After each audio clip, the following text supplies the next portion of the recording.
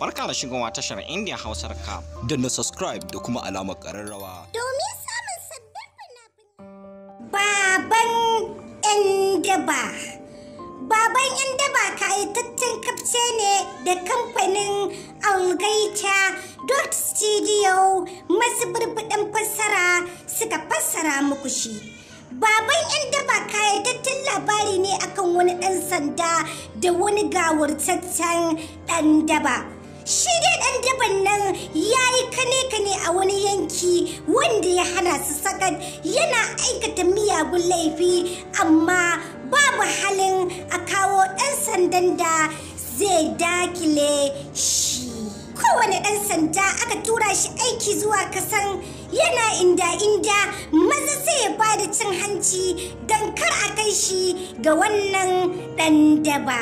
A tattaunawar manya-manyan jami'an 'yan sanda suka yanke hukuncin cewa za su ba wa baban 'yan daba goron gayyata na zuwa wannan yanki. Bawa baban 'yan daba goron gayyata ke da wuya yadda a wannan yankin. Shi kuma goskan naka bos din ya zo yana masa kashedin cewa ba ruwansa da jami'in 'yan sanda, shi sabon jami'i ne, ya mai biyayya ko kuma ya sheke shi. Sai dai 'yan daban ya ba da nashi furuci, gama furucin shi ne ke da wuya. Shi kuma baban 'yan daba ya ce masa, ka dai san sunana, ni ne ake kira da baban 'yan daba.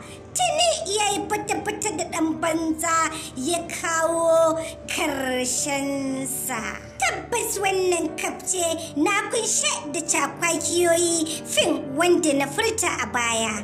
Rikab kaɗai ba zai wadatar maka ba, kai da nemi naka kayataccen kafce na fim ɗin baban 'yan daba.